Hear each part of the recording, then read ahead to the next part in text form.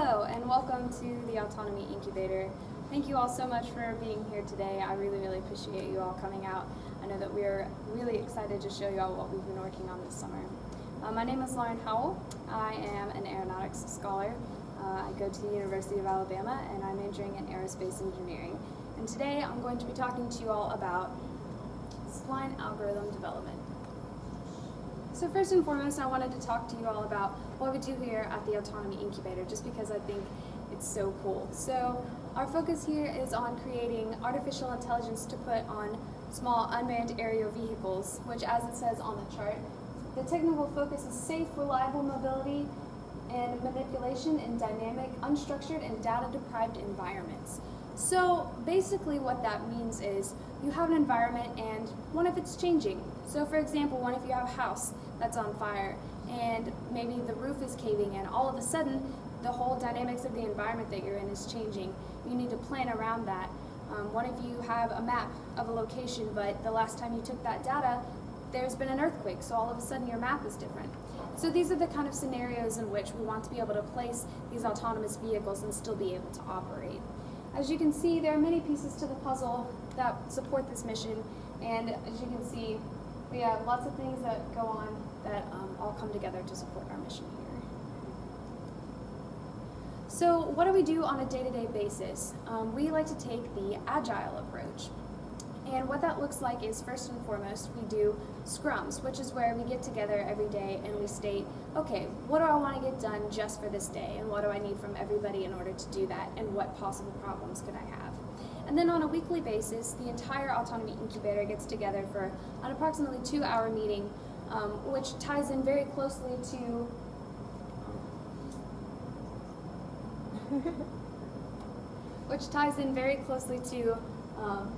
our bi-weekly sprints. So the way that works is everyone will take a 2 to 3 week rotation, and in our tag-ups we will present, okay, here's what I've done the past 2 weeks, here's what I want to do in the next couple weeks, here are my successes, here are my failures, here's what I need from everyone. And so that way, because we do have so many separate pieces, we are all remaining in constant communication so that we can have all these pieces fitting together perfectly. And then every month we try to have a showcase just to show everyone, here's what we're doing here at the Incubator and this is how awesome we are. So first I want to tell you all a little bit about the minor projects that I've done this summer, because it's not so much about just the big project that I did, but also about all the little bits and pieces that I picked up along the way. So one of the first things that I did when I got here was Michael and I worked for the first week building a Creo model of this room that you see here. So that involved us taking measurements of everything and getting as precise as we could and then building it in Creo, which is a 3D modeling software. The next thing that I worked on was soldering. I learned how to solder, which was really cool because I love to work with my hands and I love tools like that, and so being able to gain that kind of skill is going to be really cool if I ever have to work with any kind of circuit boards or hardware or anything like that. That's a skill that I can take with me in moving forward and developing new things. I also learned how to work with single board computers like an Odroid, and so that was really cool. I got to learn how to format it so that it would read in data from an IMU, and the kind of things that I had to do in order to get those two pieces of hardware to not only physically connect but also the software part so that they could talk to each other and be able to pass information back and forth. And that was a long and arduous process, but I definitely gained a lot from it. Another thing that I'll talk about more in depth throughout the rest of my presentation is C++ coding language. That's something that I had a big challenge with this summer, so I got to learn a lot of how that works. And then finally, as you can see in this picture here, and as you can see set up all around you, we do a lot of demos here at the Autonomy Incubator, and so every time that we had a demo, I got to be part of the preparation for that, which was just really fun. You can see where we made some flowers for the demo that we have set up out here. So my major project is what I'll talk about for the remainder of my presentation, and that is Bezier splines. So my approach for this was first and foremost the research. Coming into this project, I did not know what a Bezier curve was, or a spline, or any of the math involved, so I needed some ground from which I could build. And so in order to start that, I had to do some research. So I had to do a lot of reading textbooks, reading online papers and things like that in order to give myself something from which I could build. The next step in the approach was the algorithm development. Once I understood the pieces with which I was working, I was able to put those pieces together to mean something. And then once I had the algorithm, I needed to be able to do something with it. And so the next step was logically create a code implementation of the algorithm that I created so that we would be able to use it here at the incubator. And then finally the last step was, okay, so now we have this code, but how do I know if it's giving me the right data? So we needed a way to be able to test this in order to verify that yes, this is the correct information that we are getting. So what is the problem? How is what I have done helpful at all to the incubator? So the problem that I looked at was waypoint overshooting. See, these blue points represent, let's say, coordinates in 3D space, which we call waypoints. If we need our vehicle to go from waypoint to waypoint, say to define a path that we want our drone to fly, if you connect the waypoints with straight lines, the problem that you often get is waypoint overshooting. Pretend that your drone is coming along this line from one waypoint to the next. Suddenly, it's going in this direction, but it has to change directions very quickly to come to the next waypoint. What often happens because of the dynamic constraints on the vehicle is it will overshoot this waypoint and then have to curve and try to get back on the path that you asked it to fly. So what you end up with is a difference between your projected path and then your actual path. That is not only inefficient, but it's also a safety hazard. So we needed a way to be able to fly paths that we could actually plan and then the vehicle could actually fly. So the solution to this was to fly smooth curves. So you can imagine flying a trajectory that was like this, that connects the same waypoints just in like a curved manner, so that you could actually still go through the same places that you want to get, but just have your drone fly the path that you actually specified. And so that begs the question then, how? So the way that we do this is through Bezier splines. So first and foremost, we need to understand what is a Bezier curve. A Bezier curve is a polynomial curve of degree n completely defined by its control points and expressed as a function of its parameters. So you can see here what the formula is for just a general Bezier spline. And in my case, for the algorithm that I developed, I had 4 control points. And so that's where the cubic comes in. That's why it's a cubic spline. So Bezier curves are important because they are continuous at all points along the curve. That's because it's a polynomial function, so it's always differentiable. That's really important so that we know that our position along the curve is defined for every place along the curve. We are also able to control its shape, which is a big deal because we are defining a path. And we also know that the trajectory will go through the waypoints, which is important in the application of flight. So if you look at the graphic at the bottom, it kind of explains the way the control points and the waypoints are connected. So you see that these are your waypoints, and you would think, well, isn't the easiest way just to connect those with a straight line? It looks like you could connect them with a straight line, right? But let's say that you were coming to this first waypoint with a velocity going in this direction. It would be really, really hard for your vehicle to just turn on a dime and all of a sudden go in a completely different direction with a defined straight line path. So in order to combat this, we connect them with a curve.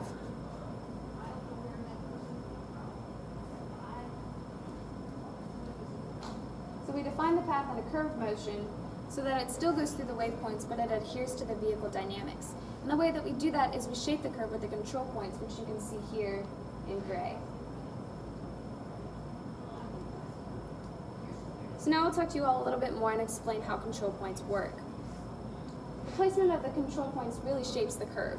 You can see that we have 2 sets of waypoints here, and they're basically in the same location, but the placement of the control points completely changes the shape of the curve that you get. So you have your control point here and your control point here, which creates this shape of a curve. But then if your control points were here, then these same 2 waypoints would be connected with a completely different path. And so we realized, well, the positioning of the control points is actually very important for defining the path that we want to fly. So for the algorithm that I developed, is C1 continuous for position and velocity, which means that the end of one curve is the beginning of the next curve, and the derivative of both curves is equal at that point, which means that the position and the velocity along the entire trajectory is continuous, which is really important for flight. And then finally, as I mentioned earlier, there are 4 control points per curve. The first and the last control points are also the waypoints, which guarantees that we go through the waypoints. Finally, you can see the algorithm that I developed. This matrix here represents the coefficients of the linear system of linear equations that you have to solve in order to get this matrix. And if you see here, the way that we approached it is we used a B-spline control point method first. B-splines are a different kind of spline, and their control points are a little bit easier to find. So kind of an unconventional method to find the Bezier control points was to find the B-spline control points first, and then from the B-spline control points, calculate the Bezier control points. So the way that this works, we have this matrix, and this is the unknowns. These are your B-spline control points. So this is what we're originally solving for first. And this is also known. So S is representative of the matrix of your waypoints, like your coordinates in space that you actually want to go through. And then you define your direction through this velocity vector and this velocity vector. And so you can take the inverse of this matrix, multiply it by this matrix, and solve for your B-spline control points. And then once you have your B-spline control points, you can plug that into this system of equation and find your Bezier control points. And then you just repeat that process for all of your curves so that you have the control points for the entire trajectory. So once the algorithm was developed, the next step was to turn it into a piece of code that we could actually use. So this was one of my biggest challenges because I wasn't so familiar with C++. It is an object-oriented programming language, which is something that I'd never dealt with before. I'd had one introductory class coming into it this summer, and so I got to learn a lot about what that looks like and the development of classes and header files and all these things that I'd never really gotten to deal with before.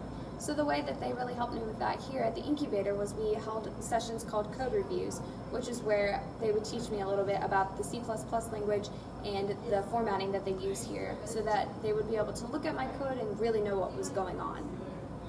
We were also able to link in different libraries, use graphics, and I was also able to learn how to use a Linux machine, which was a challenge in and of itself because I had never dealt with anything like that before. So here you can see there's just a picture. This is my terminal where I am getting data from my code, and then this is the program itself. The graphics that we used was OpenGL, and the compiler and builder that we used for the C++ was Eclipse. So algorithm testing, this was one of the most important phases of my project, was we needed to validate, okay, so I have this program, but is it giving me the correct data? And at first we found out that no, it is not giving me the correct data. So that was a really important step for us because we needed to analyze, well, why not? Where is the problem? And the problem actually lied in the paper that I developed the algorithm from. They left a lot of ambiguity and a lot of room for interpretation in their work's application, and so we had to extend their work so that it would apply to what we really needed it to do. So we altered the algorithm. So here you can see this is a picture of the data output before we adjusted the algorithm, and it's not right. There's sharp turns, which is exactly what we wanted to avoid with the Bezier curves. We need nice flowing curves through all the waypoints instead of all these sharp turns that we ended up getting with the first output. And then here you can see a picture of what we got after we adjusted the algorithm, which is clearly much more like the expected trajectory up here. So then we validated that yes, we are now getting the right data so we can move forward in our testing. So the next type of testing that we did was flight testing. And so that was really cool because we got to see the code that I had developed actually implemented in real-time flight of drones. So in these pictures you will see graphics of us analyzing the data once we had flown the drone to validate again that yes, the position that we defined for the drone to fly in space is actually indeed what it flew. So that was a really big deal because we now could validate that yes, we specified a path and we flew it, which means that the algorithm was correct and that we were able to adhere to the vehicle dynamics. A big aspect of this is the portability of the algorithm. It doesn't matter what vehicle you want to fly, you are able to fly these Bezier splines no matter what type of vehicle it is. So you can see this is the AR Parrot drone. So this is the drone that we tested on the right. You can see it's almost 2 feet in diameter. And that's what we flew in this flight test where We have gesture recognition, and I'll play this video so you all can see. What I'm doing in this video is I'm sending, using a sensor called leap motion. I'm defining a path in space just using gestures. And what that does is that gives a set of waypoints in space. So that's just raw data. And so my algorithm will take in that path that I defined just using my gestures, and it will parse it according to a waypoint sampling part that I have in my algorithm. And it will say, okay, so I have these waypoints that I need to go through, and it will return the splines that the drone actually flies. So after I define completely the path, the software will pop up a screen and said, okay, this is the trajectory that you defined with your path. Do you want to fly it? And then you say, yes, take off. So then this drone will take off in our Vicon range, and it will fly the path that was actually specified, as you can see happening here. I defined the path completely, the drone took off, and now it is flying the path that I specified with the splines that I returned from my algorithm.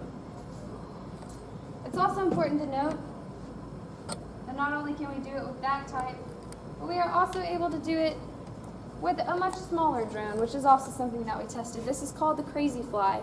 And so we were also able to successfully do this on this machine with the exact same thing. We were able to still define the path with gestures and then send the takeoff command, and the Crazy Fly flew just like the AR drone did. It's just much smaller. But that really shows the portability of the algorithm, how you can, it doesn't matter what vehicle you're trying to fly, you can still use this.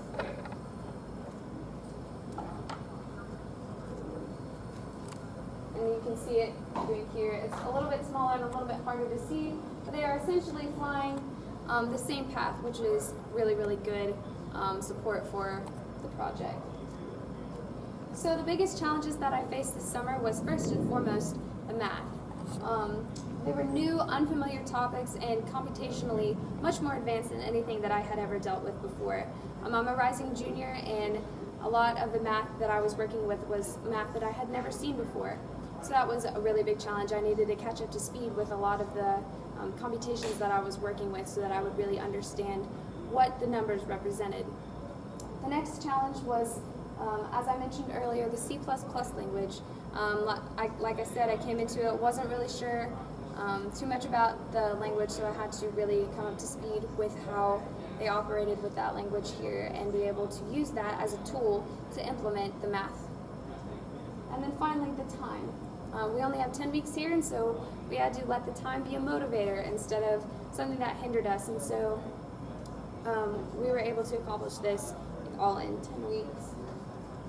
And in conclusion, I just wanted to show some pictures of some of the great adventures that we have here at the Autonomy Incubator. It's been an absolutely incredible summer, and I've just learned such an incredible amount and done so many cool things. You can see in all of these pictures all the demos and all the fun things that we've been able to do.